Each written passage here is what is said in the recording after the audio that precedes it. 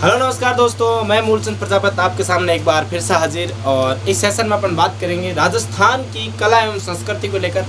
और कला और संस्कृति में अपना जो टॉपिक चल रहा है वो चल रहा है राजस्थान की लोक देवियों को लेकर। और इससे पहले अपन पढ़ चुके हैं राजस्थान के लोक देवता टॉपिक को कंप्लीट रूप से पढ़ चुके हैं। और अगर आप देखना चाहते हैं राजस्थान के लोक देवता टॉपिक को पूर्ण रूप से संपूर्ण जानकारी अगर इकट्ठा करना चाहते हैं तो आप हमारे YouTube चैनल मिशन उत्कर्ष की प्लेलिस्ट में जाना और वहां से प्लेलिस्ट में देखना राजस्थान की कला एवं संस्कृति बाय मूलचंद सर नाम से आपको प्लेलिस्ट मिलेगी। उसमें जाकर आप संपूर्ण कला संस्कृति देख सकते हैं। तो अभी तक वहां पर राजस्थान के लोक देवताओं को लेकर क्लास आ चुकी है। और राजस्थान की लोक देवियों में करणी माता, तनोट माता, जीण माता, कुछ ऐसी लोक देवियों की क्लासें हैं। अब जैसे अभी तक आई माता, जीण माता, तनोट माता, करणी माता, इनको लेकर क्लासें आ चुकी है। बाकी कुछ जो लोक देवी है राजस्थान की महत्वपूर्ण 60-62 लोक देवियों के बारे में अपन जानकारी इकट्ठा करेंगे।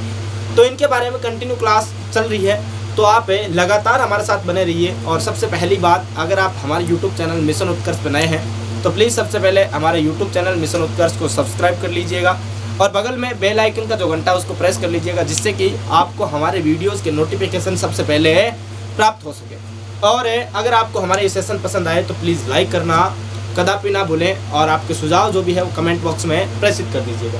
अपन बात कर रहे हैं राजस्थान की कला और संस्कृति। और राजस्थान की कला और संस्कृति में अपना टॉपिक चल रहा है राजस्थान की लोक देवियाँ। और राजस्थान की लोक देवियों में आज अपन एक महत्वपूर्ण लोक देवी की चर्चा करेंगे जिनका नाम है शीतला माता। भाई नाम क्या है? शीतला माता। नाम सबने सुन रखा होगा शीतला माता। शीतला माता की जब बात आती है तो आपके दिमाग में एक ही चीज़ घूमती है, चाकसू जयपुर। हाँ भाई, चाकसू जयपुर, सील की डोंगरी, इसकी बात जरूर आपके दिमाग में आती होगी। तो उसी शीतला माता की बात कर रहे हैं। अब यही देवी जो बच्चों की संरक्षिका सैडल माता के रूप में जानी जाती है, बांसोड़ा की देवी के रूप में भी जानी जाती है। तो शीतला माता की बात करें, शीतला माता के जो प्रमुख मंदिर है वो कहाँ पर है, तो अपन बात कर सकते हैं प्रमुख मंदिर या प्रमुख जो स्थान है वो कहाँ पर है। तो ये पड़ता है सील डोंगरी। हमें कहाँ पर पड़ता है? सील डोंगरी। और इस सील डोंगरी की बात करें तो इस सील डोंगरी पड़ती है चाकसू में। हमें कहाँ पर पड़ती है? चाकसू में। और इस चाकसू की बात करें, भाई चाकसू कहाँ पर पड़ता है, तो ये पड़ता है कहाँ पर है? जयपुर जिला में। हाँ, जिला जयपुर में पड़ता है। यहाँ पर इनका क्या पड़ता है? प्रमुख है मंदिर पड़ता है। यहाँ तक तो बात ठीक है, लेकिन एक खास बात, ये कुम्हार जाति की कुल देवी कहलाती है। हमें कौन सी जाति की? कुम्हार जाति की कुल देवी। कुम्हार जाति की कुल देवी। यहाँ तक भी बात ठीक है।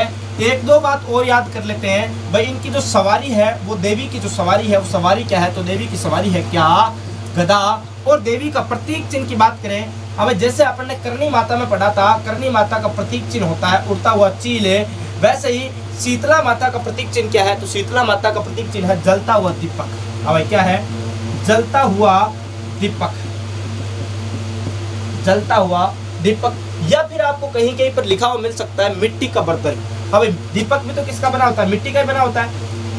वैसे ही इसका प्रतीक चिन्ह है जलता हुआ दीपक या फिर मिट्टी का बर्तन आपको लिखा हुआ कहीं पर भी मिल सकता है। तो दोनों ही ऑप्शन के ऊपर डिपेंड करता है कि दोनों में से कौन सा आप क्लिक करोगे, कौन सा सही करोगे। दोनों ऑप्शन कभी भी एक साथ आपको नहीं मिलेंगे, दोनों में से अलग अलग करके आपको क्या मिलेंगे? ऑप्शंस मिलेंगे। तो पहले आप इस चीज का एक बार स्क्रीनशॉट ले लीजिए। स्क्रीनशॉट। आगे बात करते हैं इसी शीतला माता के बारे में। शीतला माता की जो और जो विशेष महत्वपूर्ण जो बातें हैं उनके बारे में बात कर ले। अब जो और जो महत्वपूर्ण बातें हैं उनको अपन एक मंदिर का डायग्राम बना के उसके आधार पर पढ़ लेते हैं। भाई बिल्कुल एकदम बने रहिए लगातार, कोई दिक्कत वाली बात है नहीं। अगर आपने लगातार क्लास देखी तो एक दिन आपको पता चलेगा कि कला और संस्कृति में आप महारत हासिल कर चुके हैं। मंदिर कुछ इस प्रकार है देवी का, ये आप मंदिर देख सकते हैं, बिल्कुल आपके सामने है।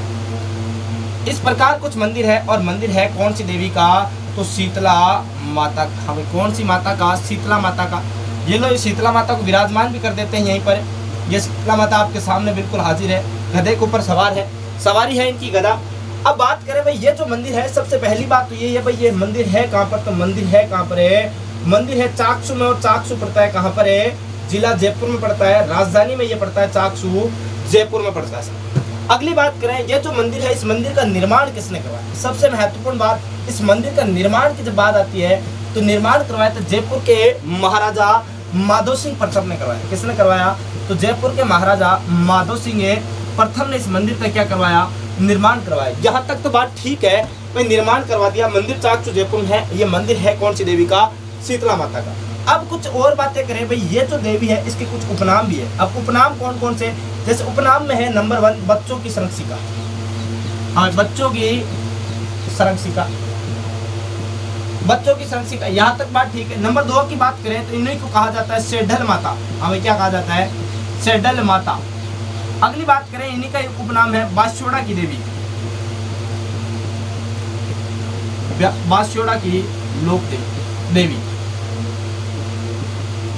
बास्योड़ा की देवी का मतलब होता है बासी भोग लगाया जाता है। हमें क्या लगाया जाता है? बासी भोग लगाया जाता है, भोग लगाया जाता है। हमें बासी भोग का मतलब क्या होता है? बासी भोग का मतलब होता है कि इनका जब देवी के भोग लगता है शीतला अष्टमी के दिन है, यानी कि चैत्र कृष्ण अष्टमी के दिन भोग लगता है, तो वो भोग है यानी चैत्र जो कृष्ण पक्ष की सप्तमी है उस दिन शाम को बनाया जाता है और सुबह देवी के भोग लगाया जाता है। यानी कि इनके जो भोजन है वो एक दिन पहले का बना हुआ भोग लगाया जाता है, इसीलिए कहा जाता है बासी भोग लगाया जाता है। इस देवी की बात करें तो इस देवी को चेचक व बोधरी रोग की निवारक देवी कहा जाता है।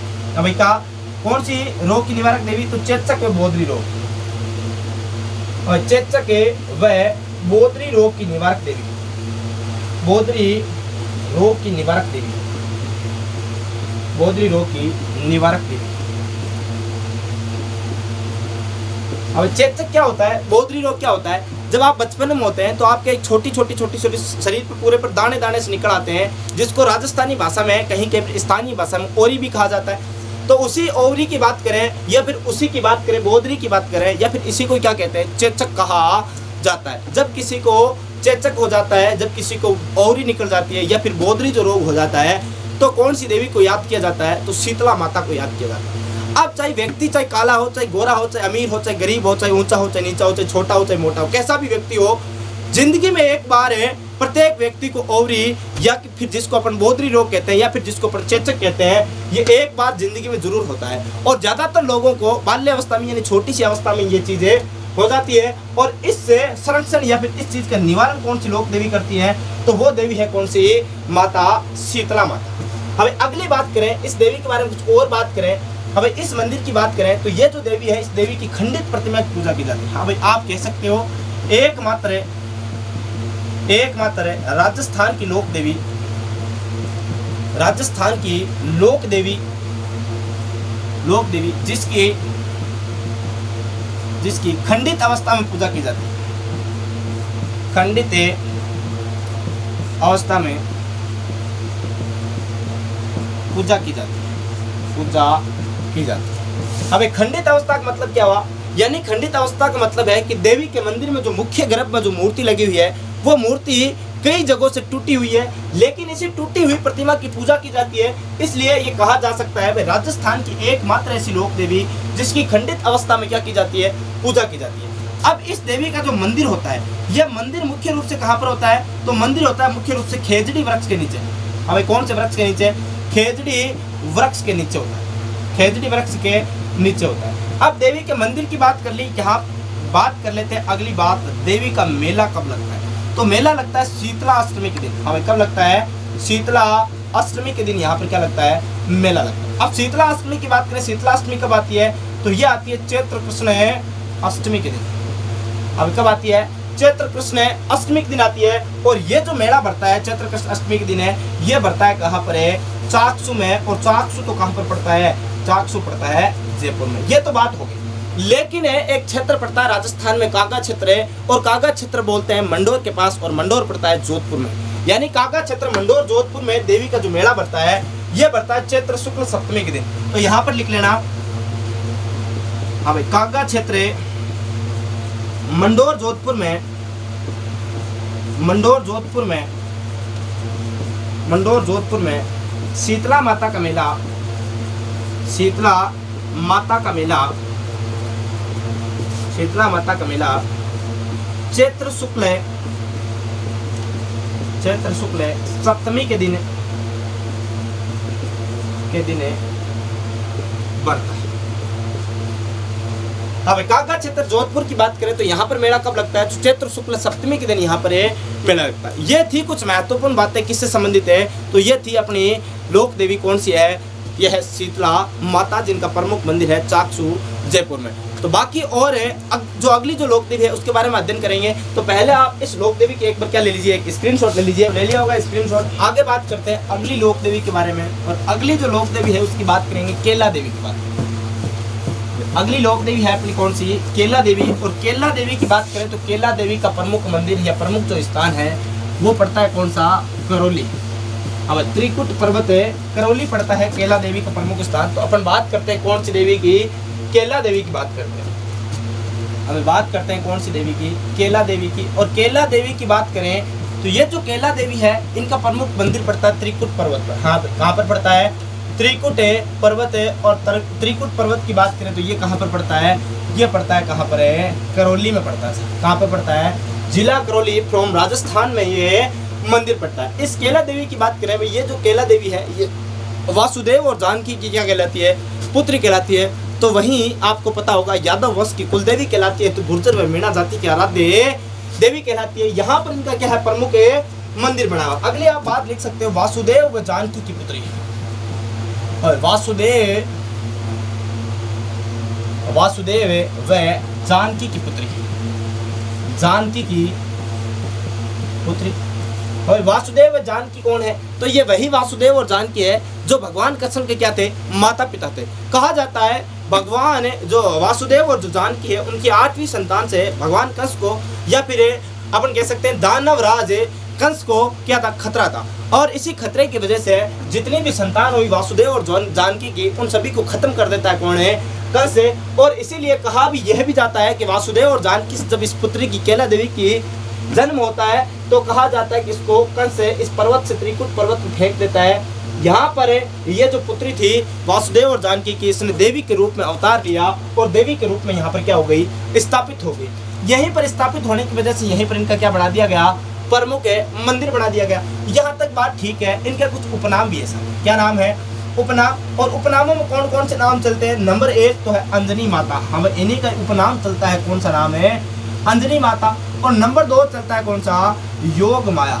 अब क्या, योग माया। अब योग माया देखो, अंजनी माता क्यों कहा जाता है, कुछ जगह ये मान्यता है कि ये जो केला देवी है, जो त्रिकुट पर्वत पर जिनका मंदिर है, ये पिछले जन्म में हनुमान जी की माता अंजनी थी, इसीलिए इनका उपनाम पड़ता है अंजनी माता। दूसरा योग माता, यानी कि किसी भी शख्स ने इन देवी को साक्षात रूप में कभी देखा नहीं, यानी कि ये एक माया के रूप में है। और ये माया या रहस्य जो है, इसलिए इसको योग माया के रूप में जाना जाता है। अगली जो महत्वपूर्ण बात यह है भाई, यादव वंश की क्या कहलाती है, ये कुल देवी कहलाती है। यादव वंश की कुल देवी। अब कौन सी देवी को यादव वंश की कुल देवी कहा जाता है, तो वह केला देवी। अगली और जो महत्वपूर्ण बात वो क्या, मीणा व गुर्जर जाति की आराध्य देवी। अब यहाँ तक तो बात होगी, मीणा व गुर्जर जाति की आराध्य देवी है, तो कहीं ना कहीं यादव वंश की क्या है, कुलदेवी है। वासुदेव व जानकी के पुत्र है, तो उपनाम है अंजनी माता व योग माया। त्रिकुट पर्वत है, करौली में इनका क्या पड़ता है, प्रमुख मंदिर पड़ता है। एक बार इस चीज का स्क्रीनशॉट ले लीजिए, फिर ले लिया होगा। अब केला देवी की जो महत्वपूर्ण बात है, उनको एक मंदिर का डायग्राम बना के उसमें समझ लेते हैं। हमें केला देवी से संबंधित और कौन कौन सी महत्वपूर्ण बातें हैं, आपने सुना होगा, लांगुरिया गीत है, घुटकर नृत्य है, उन सभी चीजों की क्या कर लेते हैं, बात कर लेते हैं। सबसे पहले बात करेंगे केला देवी का मंदिर के डायग्राम की बात करेंगे। हाँ, तो केला देवी का इस प्रकार से एक मंदिर का निर्माण करते हैं, एक भव्य मंदिर का क्या कर देते हैं, अपने निर्माण कर देते हैं। और ये भव्य मंदिर आपके सामने है, बिल्कुल बना हुआ क्या है, तैयार है। और आप देख सकते हैं इस मंदिर के डायग्राम को। इस प्रकार से कोई मंदिर बना हुआ है, और इस मंदिर का नाम है, कौन सी माता का मंदिर है, तो ये माता है कौन सी, केला माता या फिर केला देवी। केला देवी का मंदिर है, और है कहाँ पर है, ये है आपको पता है करौली में स्थित है। कहाँ पर है, करौली में। और ये लो इस प्रकार है, ये कौन है, देवी माँ। और ये देवी माँ की क्या बना दी अपन ने, मूर्ति बना दी साहब। ये मंदिर है कहाँ, तो ये मंदिर है कहाँ पर है, त्रिकुट पर्वत पर है। कहाँ पर है, त्रिकुट पर्वत है। और त्रिकुट पर्वत की तो बात करें तो कहाँ, करौली में है। कहाँ पर है, करौली में। अब राजस्थान में त्रिकुट पर्वत 2 जगह है, एक तो जैसलमेर में पड़ता है, तो दूसरा करौली में पड़ता है। और जहाँ जहाँ पर राजस्थान में त्रिकुट पर्वत है, वहाँ पर यदुवंशियों का क्या रहा है, राज रहा है, यानी कि यादव वंश का वहां पर क्या रहा, राज रहा। जैसलमेर में भी कहीं न कहीं बाटी राजवंश के साथ साथ यदुवंशियों का राज रहा, तो यहीं पर करौली में भी यदुवंशियों का क्या रहा, राज रहा। और जहां जहां यदुवंशियों का राज रहा वहां पर जो पर्वत है उनका नाम क्या, त्रिकुट पर्वत है नाम है। यहाँ तक तो बात ठीक है। यह जो देवी है इस देवी के मंदिर के निर्माण की बात करें, भाई इस देवी के मंदिर का निर्माण किसने करवाया, तो निर्माण करवाया एक व्यक्ति जिसका नाम था गोपाल सिंह। हाँ भाई, नाम क्या है, गोपाल सिंह है। और यह गोपाल सिंह जी ने इस मंदिर का निर्माण करवाया सन 1900 ईस्वी में। हाँ भाई, कब करवाया, सन 1900 ईस्वी में इस देवी के मंदिर का क्या करवाया जाता है, निर्माण करवाया जाता है।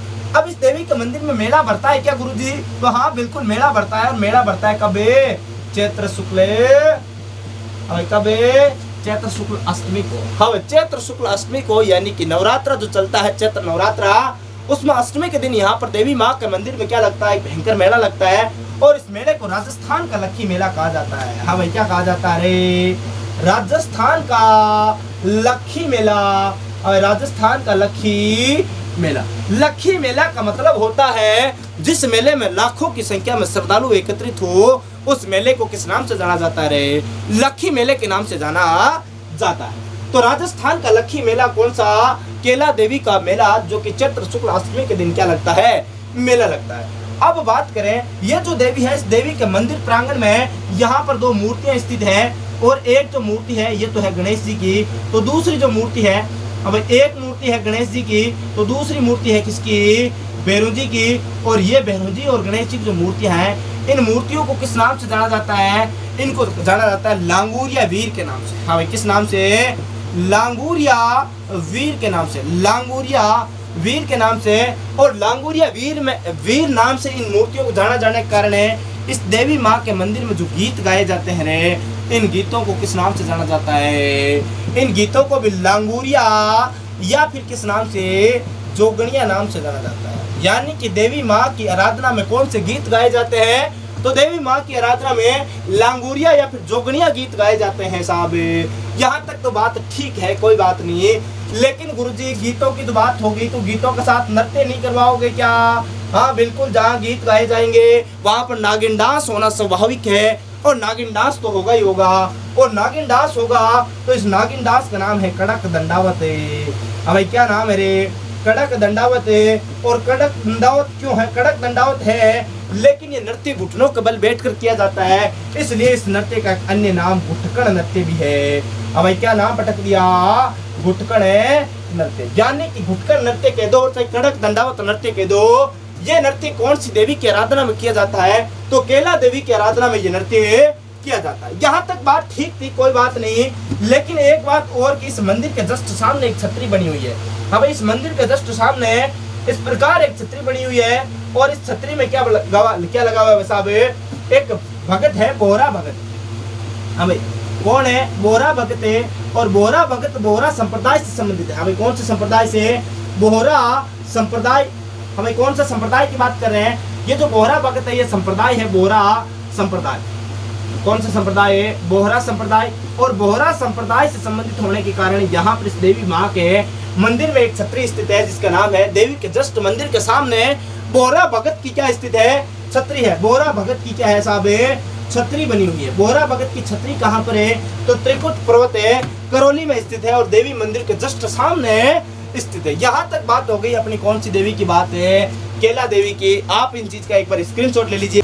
हाँ तो ले लिया होगा स्क्रीनशॉट। आगे बात करते हैं, अगली देवी जो है, अगली देवी है इडाना माता। अपन ने बात कर ली है केला देवी की संपूर्ण जानकारी बात कर ली, जीण माता की बात कर ली, करनी माता की बात कर ली अब तक है, और अपन ने शीतला माता की बात कर ली, तो तनोट माता की बात कर ली, तो आई माता की बात कर ली। तो अब अपन बात कर रहे हैं राजस्थान की एक ऐसी लोक देवी जिनके बारे में चर्चे थोड़े कम ही है, लेकिन पिछली बार जेल प्रेरी में एक क्वेश्चन पूछ लिया गया था और पूछा गया था कि रावत जाति की कुल देवी कौन सी लोक देवी, तो उस देवी का नाम है इडाना माता। हाँ भाई क्या नाम है, इडाना माता। और इडाना माता की तो बात करें, इडाना माता का जो प्रमुख मंदिर है वो मंदिर कहाँ पर है, तो मंदिर पड़ता है साहब इडाना गांव में। हाँ भाई कहाँ पर पड़ता है, इडाना गांव में। और इडाना गांव पूछ रहे कहाँ पर है, तो ये इडाना गांव पड़ता है उदयपुर में। हाँ भाई कहाँ पे पड़ता है, उदयपुर में पड़ता है इडाना गांव।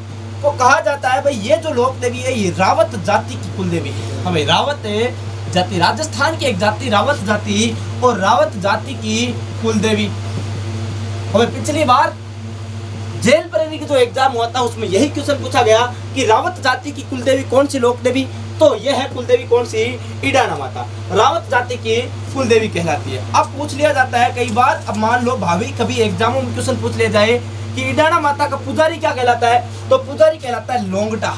हाँ भाई क्या कहला जाता है, नहीं भाई पुजारी कहलाता है इक्का रावत। हाँ भाई क्या कहलाता है, इक्का रावत।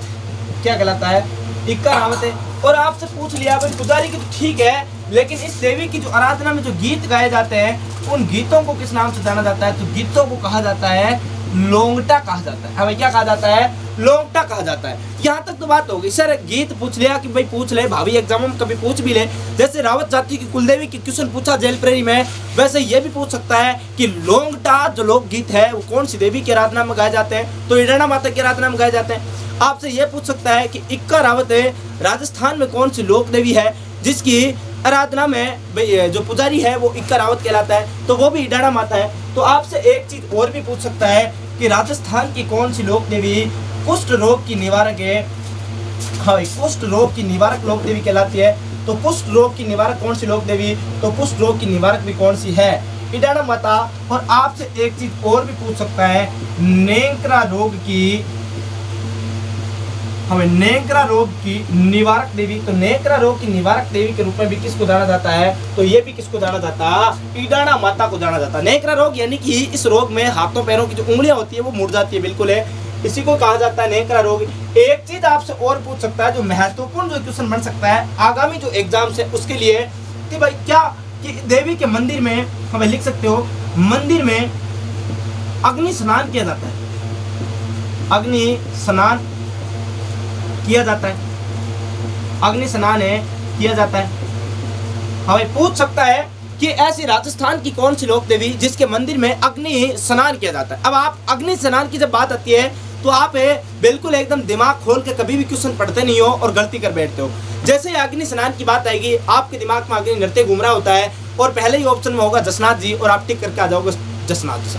अरे आपने ये पढ़ा ही नहीं कि ये लोक देवी पूछ रहा है और पूछ रहा है कौन सी लोक देवी के मंदिर में अग्नि स्नान किया जाता है, ना कि अग्नि नृत्य। अग्नि नृत्य तो कतरिया सर जसनाथ जी की आराधना में किया जाता है, लेकिन अग्नि स्नान की बात करें तो अग्नि स्नान ईडाना माता के मंदिर में किया जाता है। तो ऐसी थी अपनी देवी कौन है, ईडाना माता। छोटी छोटी लोक देवी है, ज्यादा कोई महत्वपूर्ण क्वेश्चन यहाँ से बनते नहीं है। प्रत्येक लोक देवी की है एमबीबीएस है, कुछ रोग की निवारक है तो नेंकरा रोग की निवारक भी है। एक बार स्क्रीनशॉट ले लीजिए, हाँ तो ले लिया होगा स्क्रीनशॉट। अगली देवी की बात करें, अगली देवी है सारिका माता। सारिका माता की बात करें, हमें पिछली बार एक क्वेश्चन पूछा गया, राजस्थान पुलिस जो 2019 का पेपर हुआ, इसमें जो 8 तारीख का शिफ्ट, जो 8 दिसंबर की जो शिफ्ट का पेपर था, यानी कि 8 तारीख को जो पेपर हुआ था उसकी जो सेकंड शिफ्ट थी, उसके पेपर में एक क्वेश्चन पूछा गया कि राजस्थान की एकमात्र ऐसी लोक देवी जो कि ऊंट पर सवार है। अब ऊंट पर सवार एकमात्र लोक देवी कौन सी है, क्वेश्चन पूछ लिया गया और क्वेश्चन में ऑप्शन था 1 नंबर पे सारिका माता।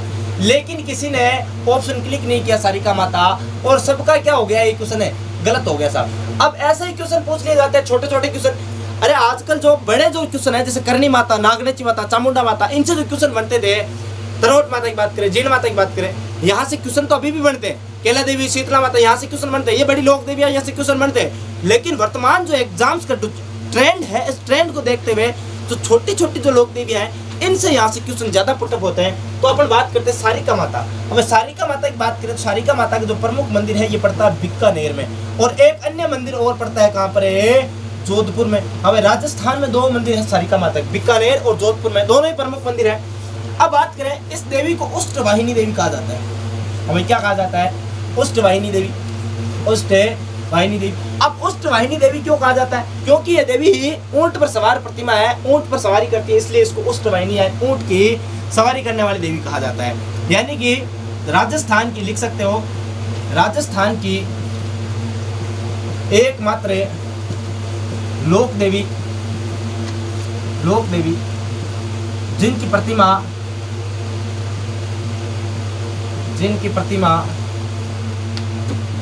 प्रतिमा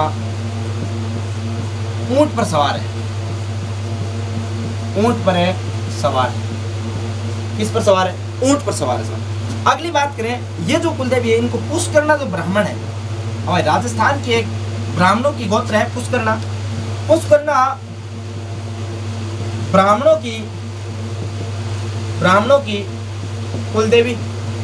अब पूछ ले आपसे, पुष्करना ब्राह्मणों की कुलदेवी कौन सी देवी को कहा जाता है? तो सारिका माता को कहा जाता है। अब मैंने बता रखा है भाई लगभग राजस्थान की सभी लोक देवियां, सभी लोक देवता और सभी लोक जो संत है ये किसी न किसी क्षेत्र में एमबीबीएस है। एमबीबीएस का मतलब ये डॉक्टर है, ये किसी न किसी रोग का निवारण करते हैं। और उसी प्रकार सारिका माता भी मधुमेह रोग की निवारक देवी कहलाती है। मधुमेह यानी शुगर की बात कर रहे हैं, मधुमेह रोग की निवारक देवी। हमें कहा जाता है, माना जाता है कि यदि आप सारिका माता का स्मरण करते हैं, सारिका माता को पूजते हैं, तो आपके जो मधुमेह रोग है या फिर आप कह सकते हो जो शुगर की जो बीमारी है वो क्या हो जाती है, समाप्त हो जाती है। और अगली जो लोक देवी है वो अपन पढ़ेंगे, अपन बात करेंगे नागनेच्या माता के बारे में। अगली लोक देवी पढ़ते हैं अपन नागनेच्या माता या नागनेची माता। नागनेची माता या नागनेच्या माता जिनका प्रमुख मंदिर पड़ता है नगाड़ा बाड़मेर में, और वर्तमान में जो प्रमुख मंदिर पड़ता है वो मेहरानगढ़ में पड़ता है। मेहरानगढ़ की बात करें तो जोधपुर की बात कर रहे हैं। अब देवी की बात कर रहे हैं नागनेची माता की। कौन सी माता की? नागनेची माता। नागनेची माता या फिर इसी को आप कह सकते हो नागनेच्या माता। नागनेच्या माता एक ही बात है, नागनेची माता कह दो चाहे नागनेच्या माता कह दो, एक ही बात है। इनका जो प्रमुख मंदिर पड़ता है, प्रमुख मंदिर है इनका नगाड़ा गांव में। कहाँ पे पड़ता है? नगाड़ा गांव। और नगाड़ा गांव की बात करें तो नगाड़ा गांव पड़ता है कहाँ पर है? बाड़मेर में पड़ता है साहब। कहाँ पर पड़ता है? बाड़मेर में पड़ता है। यहाँ तक तो बात ठीक है, कोई बात नहीं, लेकिन जो वर्तमान प्रमुख मंदिर है वो कहाँ पर है? हाँ भाई, वर्तमान प्रमुख मंदिर वर्तमान प्रमुख के मंदिर की बात करें तो ये पड़ता है मेहरानगढ़ दुर्ग में। कहाँ पर पड़ता है? मेहरानगढ़ दुर्ग में। और मेहरानगढ़ दुर्ग की बात जब आ गई तो आपको पता है मेहरानगढ़ दुर्ग तो कहाँ पर है? जोधपुर में है, जिसको ऊपर से देखने पर ये दुर्ग भारत के मानचित्र के समान दिखाई देता है साहब। अगली बात करें ये जो देवी है, ये जो देवी है ये राठौड़ वंश की क्या है? कुल देवी है। हाँ भाई, जोधपुर के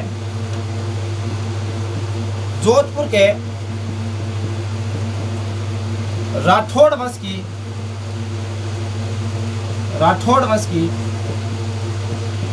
कुल देवी, राठौड़ वंश की क्या कहलाती है? कुल देवी कहलाती है।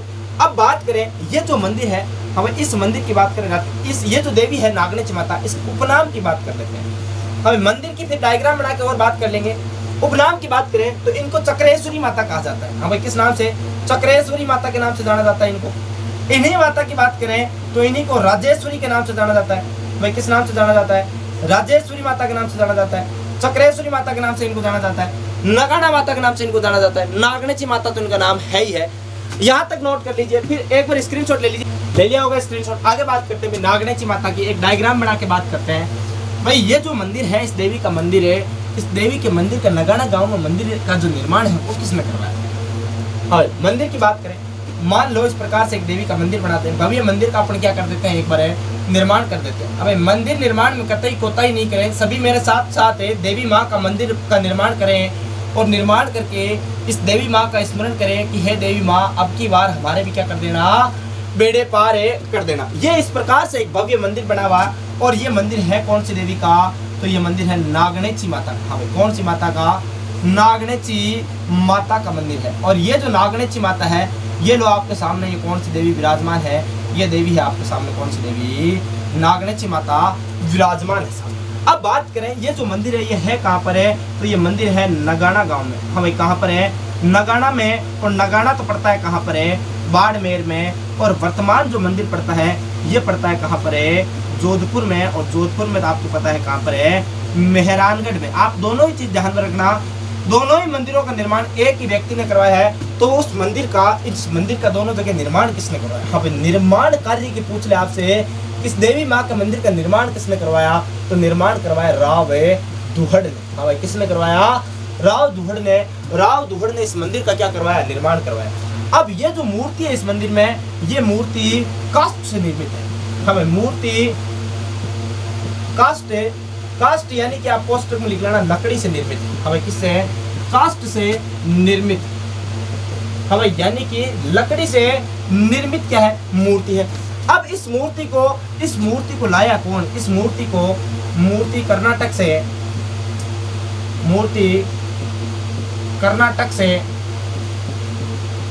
से राव दुहड़ लाए और नगाड़ा गांव में स्थापित की गई। लेकिन हुआ क्या? हुआ यूं कि इस नगाड़ा गांव से इस मूर्ति को उठाकर मेहरानगढ़ दुर्ग तक किसने पहुंचाई? तो यह काम किया राव भिक्का ने। हमें लिख लेना, राव भिक्का ने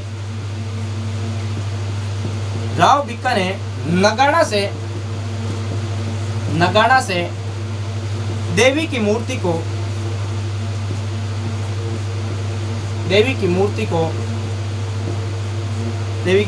मेहरानगढ़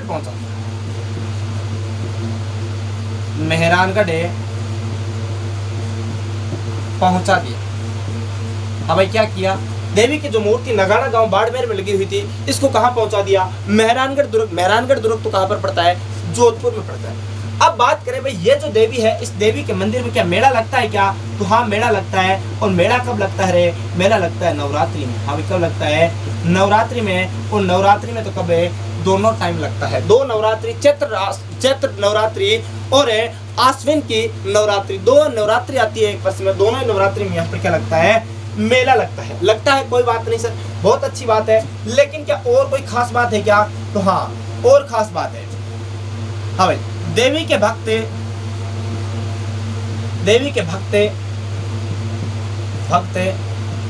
नीम वृक्ष से वह सांप को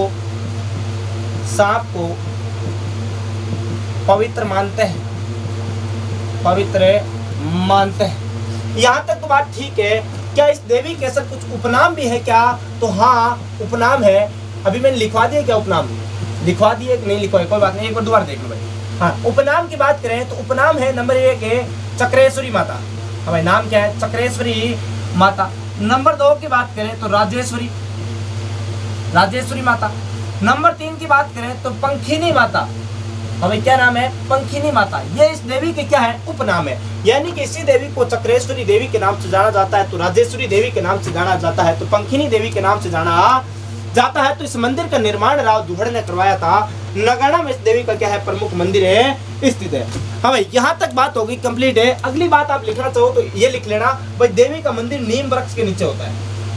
हाँ भाई, नीम वृक्ष के नीचे मंदिर स्थित होता है। मंदिर है स्थित।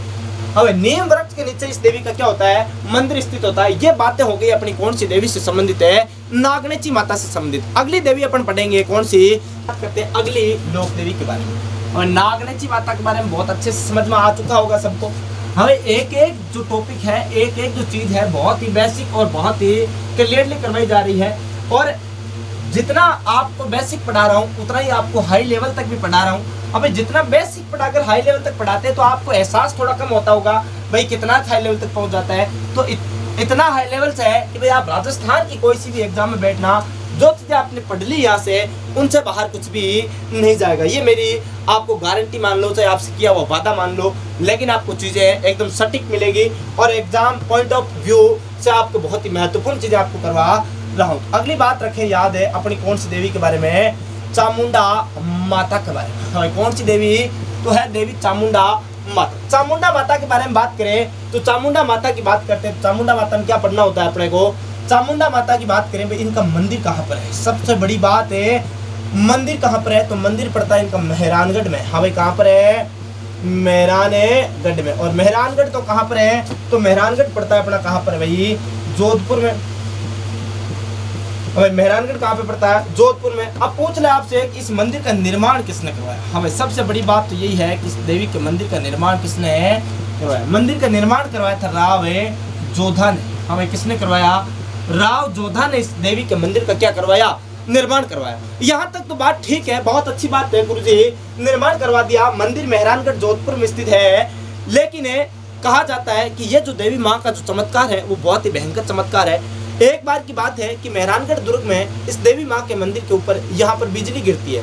जहाँ पर बिजली गिरती है वहाँ पर आसपास बहुत सारी टूट फूट हो जाती है, लेकिन कहा जाता है कि देवी के मंदिर में एक दीपक जल रहा था, वो वैसा का वैसा जल रहा था, उसको कुछ भी नहीं हुआ। वो दीपक बिल्कुल भी हिला डुला भी नहीं, बुझा भी नहीं, लेकिन वो दीपक है जैसा जैसा जल रहा था। इसलिए इस देवी के मंदिर का निर्माण करवा दिया किसने?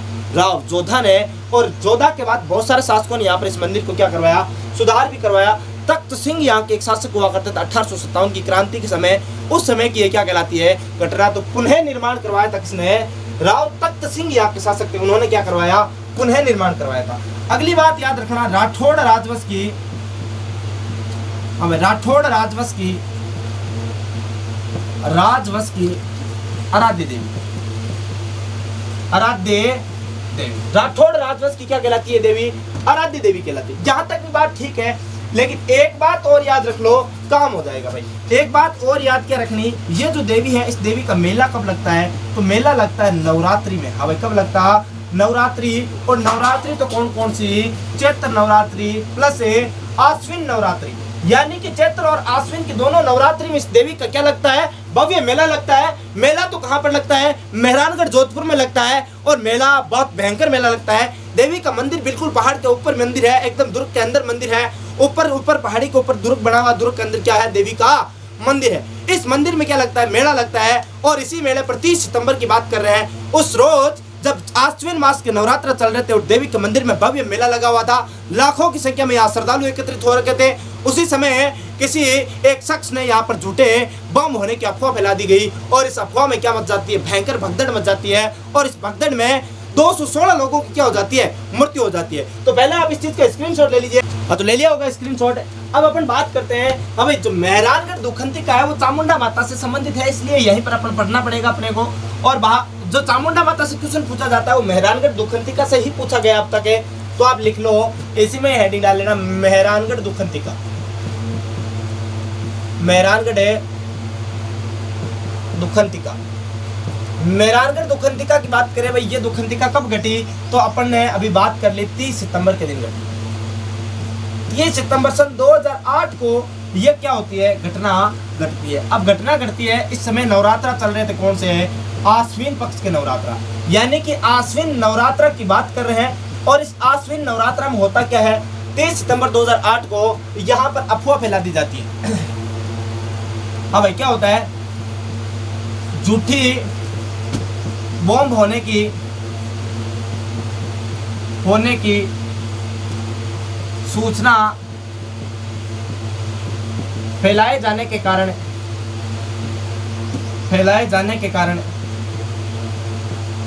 कारण मंदिर परिसर में भगदड़ मच गई।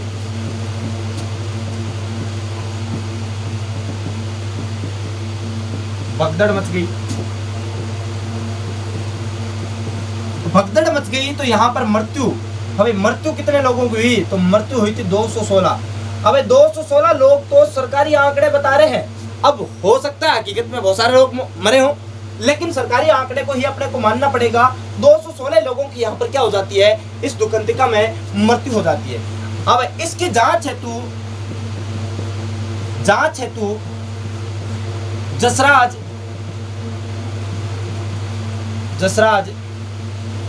चोपड़ा आयोग का गठन किया गया,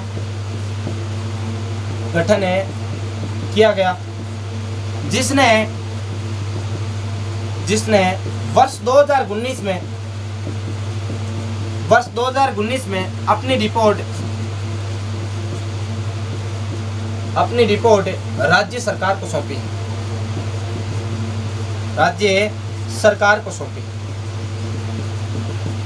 हाँ भाई, जांच हेतु जस्टिस है, हाँ भाई जस्टिस लिख लेना यहाँ पर आगे। जस्टिस है जसराज चोपड़ा आयोग का गठन किया गया, जिसने अपनी रिपोर्ट 2019 में राज्य सरकार को सौंप दी। लेकिन राज्य सरकार ने अब तक इस रिपोर्ट का खुलासा नहीं किया है, बिल्कुल भी जिक्र भी नहीं किया राज्य सरकार ने। हालांकि जसराज चोपड़ा समिति ने अपने ये जो रिपोर्ट है ये राज्य सरकार को सुपुर्द कर दी है, लेकिन सरकार ने अभी इस रिपोर्ट को ओपन नहीं किया है, क्योंकि कोविड काल चल रहा है और कोविड काल में ये घटना ओपन करना नॉर्मल बात है नहीं, क्योंकि अभी लोग कोरोना से जूझ रहे हैं। तो ऐसी दुखंतिका को यहाँ ओपन करना अभी स्वाभाविक भी नहीं है। तो ऐसी देवी थी अपनी चामुंडा माता, जिसके मंदिर में झूठी बम होने की अफवाह फैला दी जाती है, जहाँ पर मंदिर में लाखों लोग इकट्ठे हो रखे होते हैं। देवी माँ का मंदिर है, पहाड़ी के ऊपर बना हुआ है। इस प्रकार पहाड़ी के ऊपर यहाँ पर मंदिर है और यहाँ तक श्रद्धालु इकट्ठे थे, यहाँ सीढ़ियों पर चढ़ रहे थे। तो कहा जाता है यहाँ आकर सूचना फैली कि तो यहाँ के लोग नीचे की ओर भागेंगे। तो भगदड़ मची और ऊपर नीचे जब लोग गिरे तो 216 लोगों की यहाँ पर क्या हो गई, मौत हो गई। यानी कि बहुत ही दुखद घटना हुई। आश्विन नवरात्रा 30 सितंबर 2008 की बात है। तो देवी माँ के मंदिर में ऐसी झूठी अफवाह फैलाने की वजह से इतनी बड़ी दुखंतिका घटित है अपने सामने होगी। आज के लिए अपन दोस्तों इतनी लोक देवियों को जिक्र करेंगे, बाकी लोक देवियों को जिक्र अगली क्लास में अपने लगातार करते रहेंगे। अगर आपको हमारा ये सेशन पसंद आ रहा है तो प्लीज़ लाइक कीजिएगा और आपके जो सुझाव है प्लीज़ कमेंट बॉक्स में प्रेषित कीजिएगा, जिससे हमें पता चलता रहे कि आपके क्या क्या सुझाव है और आप हमें क्या क्या सजेशन देना चाहते हैं, क्या क्या हमारी कमियां हैं उनको बताते रहिएगा। और आपको कौन कौन सी चीज़ें आपको ज़्यादा अच्छी लगी क्लास में, ऐसे कौन से फैक्ट लगे जो आज तक आपने कहीं पर भी नहीं पढ़े, वो फैक्ट भी आप हमारे साथ शेयर कीजिएगा, कमेंट जरूर करें। और आप हमारे सेशन को प्लीज़ लाइक करना कतई ना भूलें। और एक लास्ट में एक छोटी सी अपील, एक छोटी सी रिक्वेस्ट आपसे कि अगर आप हमारे यूट्यूब चैनल मिशन उत्कर्ष पर नए हैं तो प्लीज़ हमारे यूट्यूब चैनल मिशन उत्कर्ष को सब्सक्राइब कर लीजिएगा और ज़्यादा से ज़्यादा शेयर कीजिएगा। और अगर हम दोस्तों मानो भाई हम आपके लिए इतनी मेहनत कर रहे हैं, पसीना बहा रहे हैं, इस कड़ी धूप में हम आपके लिए समय निकाल कर क्लास ले रहे हैं, आपका फ़ायदा सोच रहे हैं, आपके हित में कार्य कर रहे हैं, तो एक लाइक तो बनता है यार। और ज़्यादा से ज़्यादा सब्सक्राइब कीजिएगा, ज़्यादा से ज़्यादा हो सके अपने दोस्तों के साथ, सभी दोस्तों के साथ व्हाट्सएप ग्रुप पे, फेसबुक पे, इंस्टाग्राम पे, ट्विटर पे, हर जगह क्लास को शेयर जरूर कीजिएगा। भाई हो सकता है हमारे पास जो डिजिटल जो सुविधा है आपके लिए, जो डिजिटल बोर्ड वगैरह की जो सुविधा है वो अभी है नहीं, बहुत जल्द हम आपके लिए डिजिटल बोर्ड भी लेकर आएंगे, लेकिन अभी इतनी सुविधा नहीं है, अत्याधुनिक सुविधाएं हमारे पास है नहीं, तो कॉम्प्रोमाइज़ भी करना पड़ेगा। लेकिन मैटर की बात करें भाई, हमारी जो गुणवत्ता है, गुणवत्ता में कतई समझौता नहीं करेंगे। गुणवत्ता आप किसी भी संस्थान के नोट्स उठा के देख लेना, किसी भी संस्थान के बढ़िया से बढ़िया टीचर को उठा के देख लेना, उनसे आपको कम मैटर नहीं मिलेगा, ज़्यादा ही मैटर मिलेगा। लेकिन मैटर वो मिलेगा, वो सॉलिड मैटर मिलेगा जो आज तक किसी न किसी एग्जाम में क्वेश्चन पुटअप हो चुका है। यानी कि जहाँ से क्वेश्चन पुटअप हो चुका है तो वहाँ आगे भी क्वेश्चन पुटअप होने की संभावना रहती है। तो आप हमारे साथ लगातार बने रहिए और एक स्क्रीनशॉट ले लीजिए। और आज के लिए इतना ही दोस्तों, नमस्कार, मिलते हैं अगले एपिसोड में, धन्यवाद।